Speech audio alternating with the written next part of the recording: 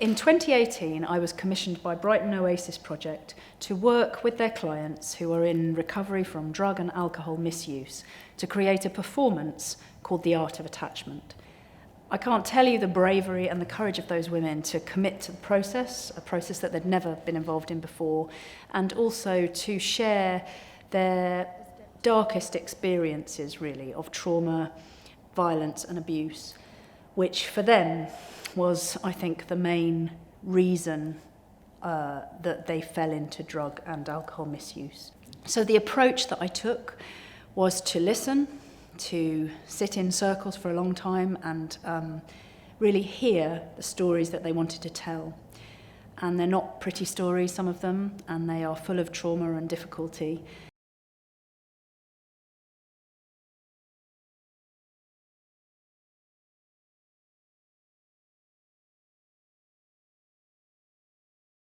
Arriving into the room, I found that the project was running kind of between two different methodologies. There was a performance, the performance kind of practice that Charlotte's company works to and with, and then there was also a kind of therapeutic practice or model that was inherited from the group that the women attended.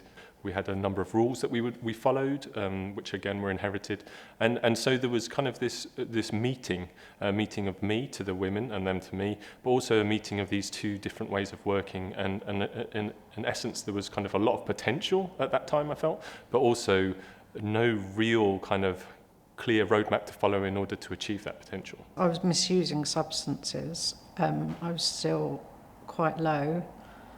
I was very nervous coming to the first few activities, and I would pull back and not talk.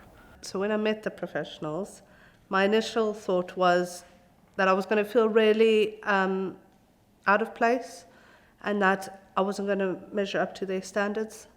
But both Tony and Rob were very quick to make us feel comfortable. I felt that they took their professionalism and they adapted their skills and their abilities to meet our level, but at the same time, they pushed us to get it to a high level of professionalism. And it was easy to share with them and get to know them as people, so it was a great experience for me. I've never done theatre or dance. The first bit, I was very anxious and wouldn't want to be touched, wouldn't want to dance. We gradually started supporting each other and trusting each other, and even with the professional dancers, they became our equals towards the end of the summer break, and that was very encouraging. When I started working with Tony, it was different. It was brilliant. I enjoyed it very much. I gradually grew to trust her to be able to do the movements and create the piece of work. And we became close, and she was very encouraging and caring. I was very self-conscious and very aware of my body weight and the issues I have around that. But I learned to overcome it, and I actually came to enjoy doing the yoga pose, the yoga stuff, and the warm-ups. And again, the professionals involved were very respectful of my boundaries and didn't push me unless I wanted to be. I didn't know if I wanted to take part. In the first session, I think I just picked up that there was someone professional in the room and that there was support for us in whatever was going to happen next. And also there wasn't a pressure in the beginning in terms of outcome. I just picked up on the fact that it might be good for me to do something that was different. First of all, working with Charlotte was interesting. I'd never have had an opportunity to be involved with anything to do with theatre in my life.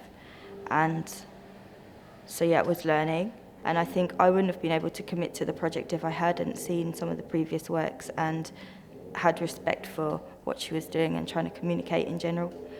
So yeah, it's been a privilege.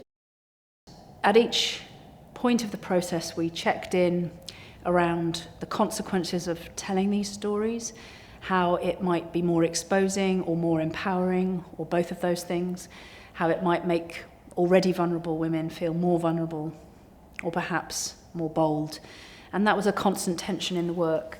Were we being too risky creatively and putting people's emotional states and vulnerabilities too high on the risk register, or actually by holding our nerve and presenting those stories were we actually in the long run going to empower them?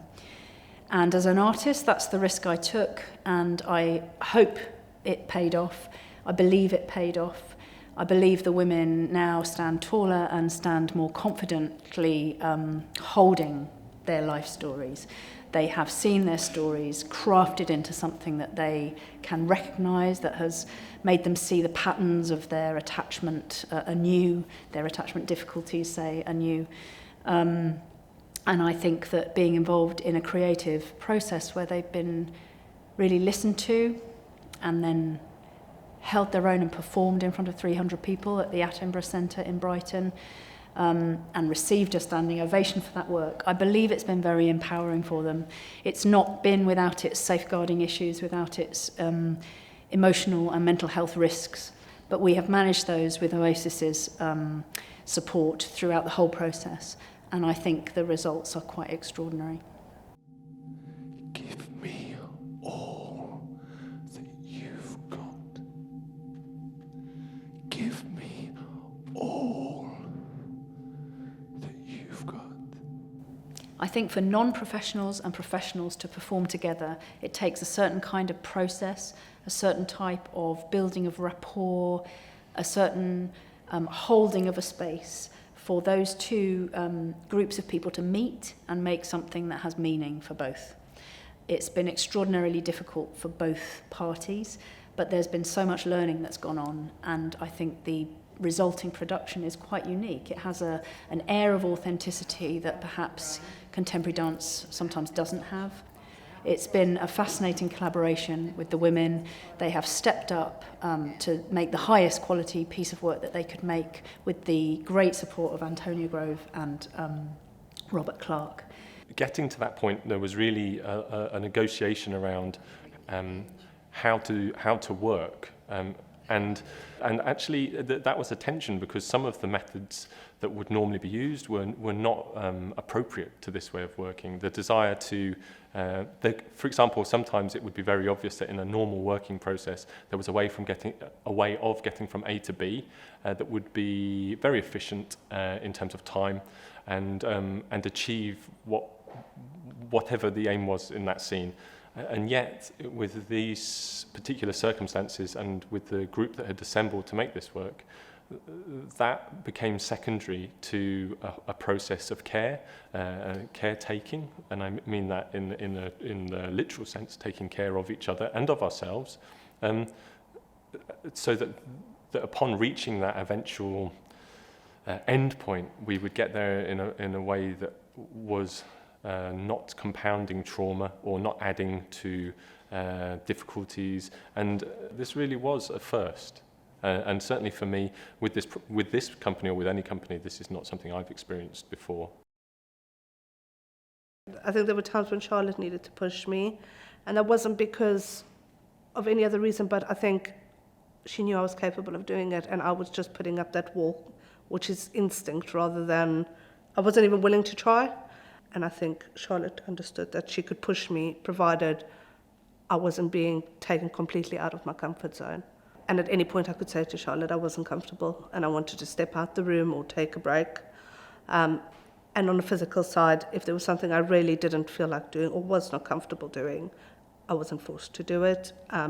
If anything, it was adjusted to accommodate me and what I was comfortable with. Good theatre of all kinds genuinely requires vulnerability from its performers in order to offer something to the audience that is felt and of interest. There was great reward and great risk associated with that. My role in the work, as I understood it, was one of facilitation, and to, in a way, facilitate and serve the process, and more specifically the individual women who we were working with, to be able to safely communicate and work in the environment that we had created as a rehearsal situation and also as a performance situation. Because we had entered into a contract around touch one day, it was very clear to me quite early on that should never be assumed to be an open-ended contract. That had to be negotiated every single time that I was rehearsing with that individual. Likewise, in terms of a sharing of their stories and histories, that because that had been shared once, it wasn't then mine to own and to regurgitate back to them. It had to be negotiated again the next time I was doing that they were in a place today to hear those words said back to them. And I would say that kind of serving a process that had an outcome as a performance, but also serving a process that had real life consequences for the people involved.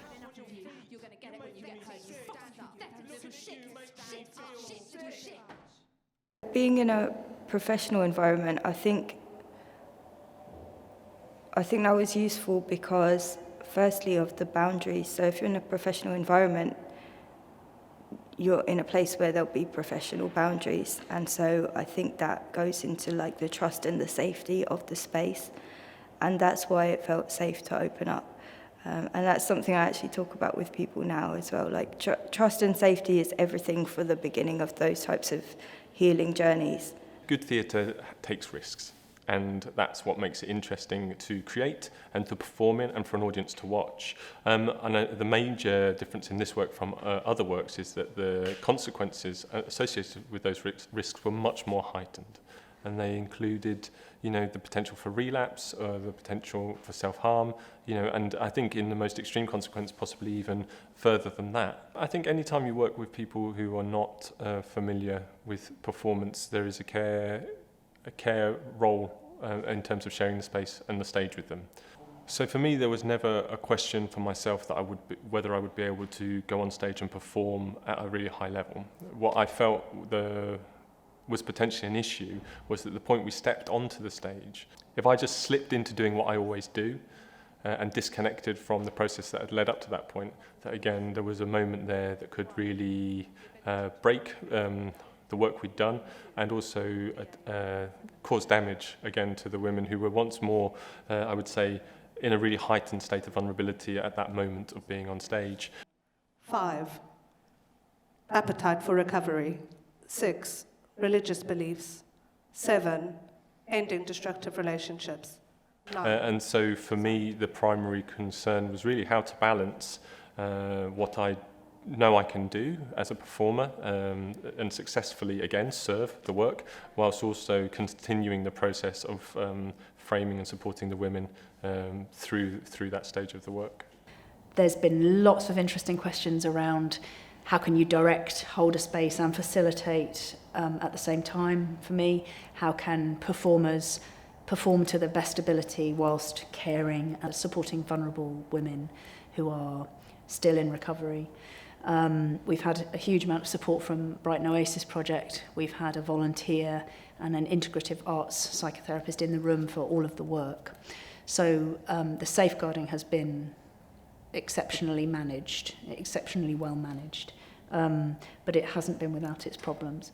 When we were looking at reality, the best way was for them to give their story, their reality.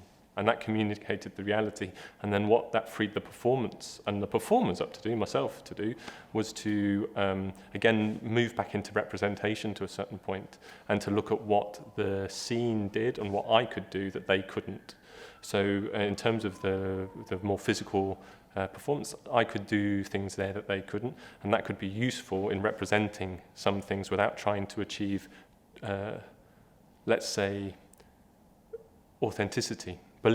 Being believable was enough for me and for the audience looking at me, whereas what the women did was something authentic to a very different level. I suffer with arthritis and I was very stiff and I wouldn't exercise. So I felt through the movements that we did and the yoga that we did, I became less dependent on my crutch and I was able to move around and do the production without my walking aid. I definitely felt I'd been out of my body for a long time before this project, and I'd had to be to survive, and it was about realising, well, now I'm in a different place and it's okay to start coming back to my body.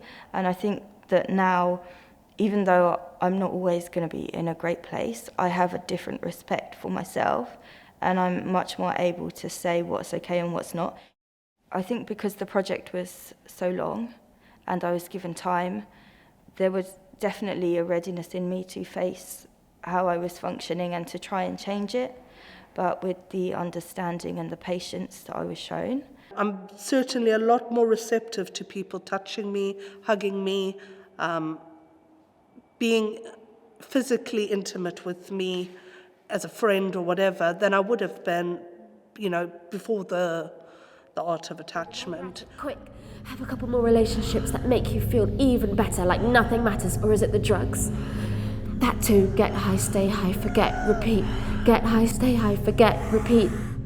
We were talking about horrific stuff, but then we were also doing dance movements and yoga and drawings, and so there was that distraction to get it off our bodies without sitting in it.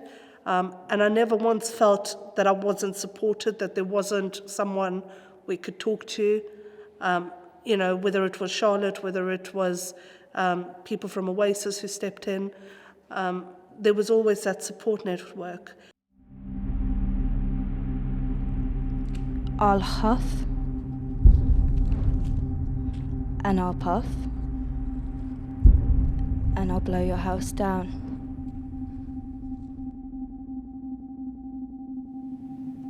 I can hear his slippers on the floor. We have crafted the women's stories into something that is palatable, difficult, challenging, moving, and full of integrity, I think. It's taken a lot of skill building for the women and a lot of skill learning for the professional performers. And I think all of us have learnt a lot through doing this project that we can carry forward into both our lives and our practice as artists. Expresses belief in being bad, i.e. bad mother, bad person, bad parent. Displays signs of loneliness and isolation with associated symptoms. Shame, sadness, powerlessness. Multiple reports. I challenged myself to do something I never, ever thought I would do. The whole experience of performing, even learning how to stand right, where to stand, when to do stuff, it was all something new for me, and it's something I never thought I would have done. So just the challenge in itself, and the fact that I think we met that challenge really well, I really enjoyed it. I've shared stuff on stage and in this project that I haven't shared with anyone. And that was initially very scary, but because of the safety, again, I was okay with sharing that and happy to now analyse that outside in a therapeutic environment.